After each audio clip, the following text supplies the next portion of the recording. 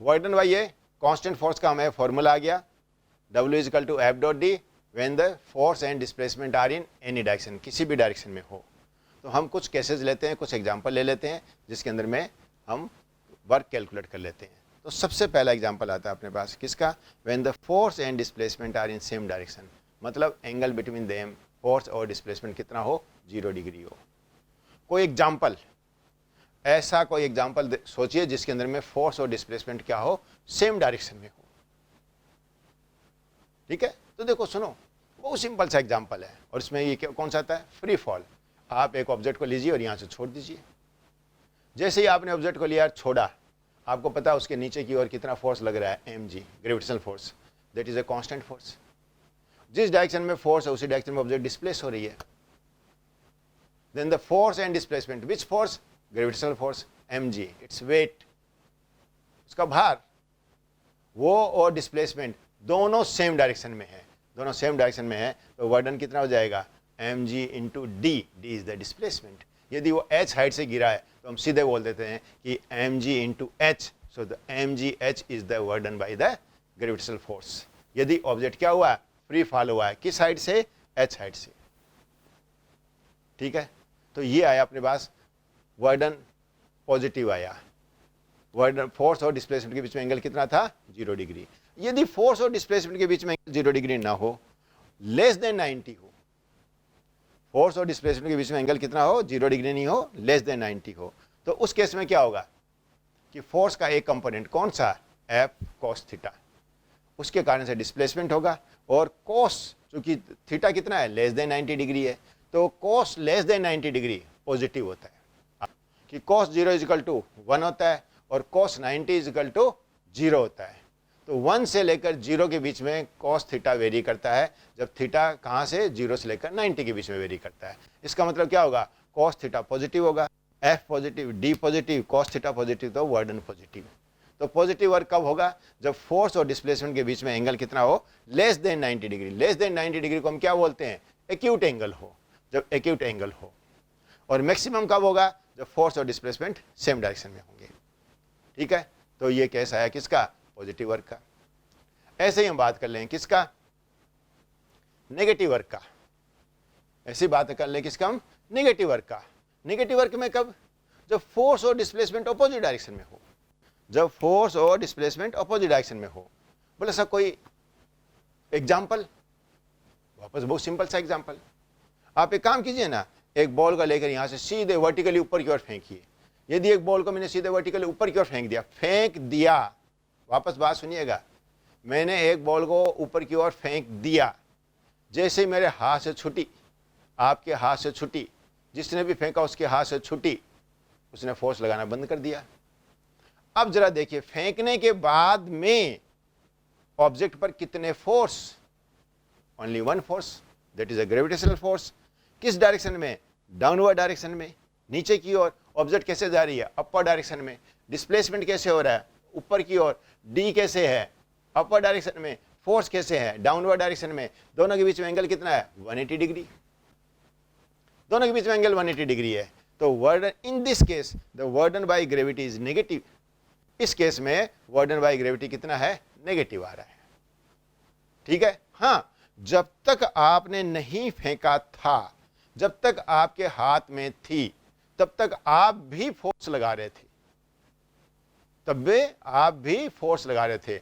आपने जिस डायरेक्शन में फोर्स लगाया उसी डायरेक्शन में उसका डिस्प्लेसमेंट प्रोड्यूस किया। तो जितनी देर तक आपने फोर्स लगाया उतनी देर तक आपने वर्क किया है। जब तक वो आपके हाथ में थी तब तक आपने वर्क किया है, और जिस डायरेक्शन में फोर्स लगाया उसी डायरेक्शन में उसका डिस्प्लेसमेंट प्रोड्यूस किया था आपने। इसलिए वर्क डन बाय आपने जो वर्क किया दैट इज ए पॉजिटिव। लेकिन आपके हाथ से छूटने के बाद में ऑब्जेक्ट ऊपर की ओर जा रही है, डिस्प्लेसमेंट वर्टिकल अपर डायरेक्शन में है, फोर्स नीचे की ओर है, इसलिए work done by force, gravitational force negative है। ठीक है, ऐसे ही work done by frictional force. यदि आप किसी को क्या कर रहे हैं, स्लाइड करा रहे हैं अपने पास, तो आप जरा देखते जानते हो कि स्लाइडिंग जो फ्रिक्शन होता है वो हरदम मोशन के अपोजिट डायरेक्शन में होता है। तो work done by frictional force क्या रहता है, अपोजिट। या कई केसेस ऐसे होते हैं जिसके अंदर में क्या देखते हैं, फोर्स और डिस्प्लेसमेंट के बीच में जो एंगल होता है वो ग्रेटर देन 90 डिग्री होता है। जैसे ग्रेटर देन 90 डिग्री हुआ वैसे ही आपने क्या देखा कि कॉस यदि 90 डिग्री से ज़्यादा है तो कॉस थीटा की वैल्यू क्या आती है, नेगेटिव। उस केस के अंदर में W is equal to F D cos theta is negative, therefore work done will be negative. ठीक है, तो यदि फोर्स का एक कंपोनेंट डिस्प्लेसमेंट के अपोजिट डायरेक्शन में हो तो उस केस के अंदर में वर्डन बाय फोर्स क्या आएगा, नेगेटिव आएगा। ठीक है, तो बच्चों देखो अब इसका एक तीसरा केस और आता है जिसमें हम क्या कहते हैं, फोर्स और डिस्प्लेसमेंट कैसे हो, परपेंडिकुलर डायरेक्शन में हो। When the force and displacement are in always perpendicular direction. जब फोर्स और डिस्प्लेसमेंट परपेंडिकुलर डायरेक्शन में होगा तो कोस 90 डिग्री कितना होता है, 0, तो वर्डन कितना होता है, 0, तो this is 0 work, 0 work done. जब फोर्स और डिस्प्लेसमेंट कैसे होते हैं, एक दूसरे के परपेंडिकुलर होते हैं। आई बात समझ में? अब आप बताइए सर कौन से केस में ऐसा होता है कि फोर्स और डिस्प्लेसमेंट परपेंडिकुलर होते हैं?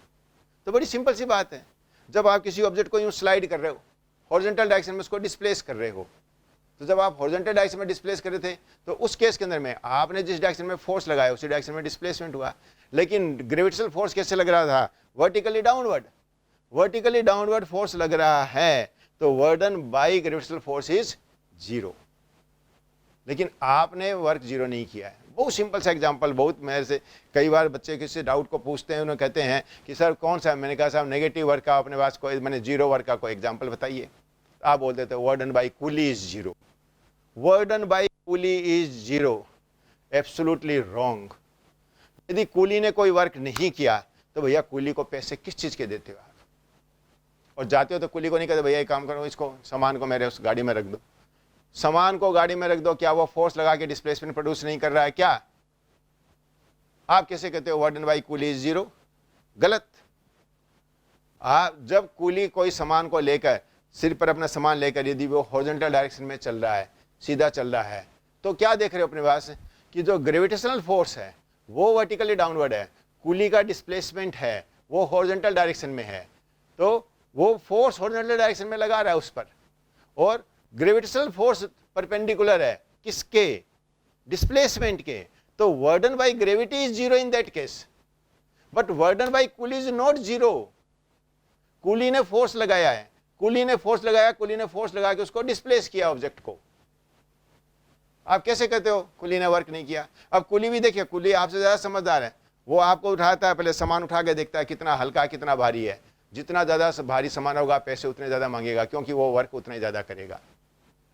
जितना हल्का सामान होगा वो उतना ही कम पैसे मांगेगा, उतना ही आपसे, और ये पूछेगा कहाँ जाना है, कौन से बोगी में जाना है, कितने डिब्बे में जाना है, तो जैसे जितना डिस्प्लेसमेंट उसका ज़्यादा होगा वो आपसे पैसे उतना ही ज़्यादा मांगेगा। तो चूंकि कूली फोर्स लगा रहा है और फोर्स लगा के वो आपके सामान को डिस्प्लेस कर रहा है, इसलिए वर्क कर रहा है। और आप जरा देखिए, यदि कूली को ये भी मालूम है कि आपको प्लेटफॉर्म नंबर 1 से प्लेटफॉर्म नंबर 5 पर जाना है, इसके लिए उसको ब्रिज कहाँ मिलेगा, तो वो सामान लेके ऊपर चढ़ेगा, सामान लेके वर्टिकल डायरेक्शन में भी जाएगा, तो ग्रेविटी के अगेंस्ट में भी वर्क करेगा। ग्रेविटी नीचे एक्ट कर रही है और डिस्प्लेसमेंट उसका ऊपर की ओर होगा। ऊपर की ओर फोर्स कौन लगाएगा उसको, ग्रेविटी के अगेंस्ट में कौन ले जाएगा, ब्रिज पर उसको कौन चढ़ाएगा, कूली चढ़ाएगा। तो कैसे कहते हो आप कि वर्डन बाय कूली इज 0? बड़े बच्चे फट से एग्जांपल बताते हैं। मैंने कहा साहब कोई एग्जांपल बताइए जिसके अंदर में फोर्स और डिस्प्लेसमेंट परपेंडिकुलर होता है या वर्डन 0 होता है, तो तुरंत एग्जांपल कूली का बताते हैं। गलत, ये मिसकंसेप्शन है। मुझे तो 31 साल हो गए इन बच्चों को ऐसे समझाते हुए, पता नहीं कैसे पढ़ के आते हैं और कौन एग्जाम्पल उनको देता है या क्या दिमाग में वो बैठाते हैं। ये गलत है, वर्डन बाय कूली 0 नहीं है। हाँ, तो जब भी फोर्स और डिस्प्लेसमेंट कैसे होंगे, एक दूसरे के परपेंडिकुलर होंगे, उस केस के अंदर में वर्डन 0 होगा। और एक चीज और, एक एग्जांपल आएगा, ठीक है, उस केस के अंदर में फोर्स कांस्टेंट नहीं है, फोर्स कांस्टेंट नहीं है, लेकिन क्या देखते हो कि in circular motion force is not constant, but the force, the centripetal force and the displacement, कौन सा, इंस्टेंटेनियस डिस्प्लेसमेंट। हम उस इंस्टेंटेनियस डिस्प्लेसमेंट की बता कहेंगे इन इनफाइनाइट स्मॉल टाइम इंटरवल में जो डिस्प्लेसमेंट है dr है, force and dr are always perpendicular to each other. Therefore, for every infinitely small displacement, the burden by the centripetal force is 0. burden by centripetal force 0 होता है। इसलिए पूरे circular motion के अंदर में भी work done by centripetal force कितना होगा, 0 होगा। तो these are the example of zero work done. ठीक है।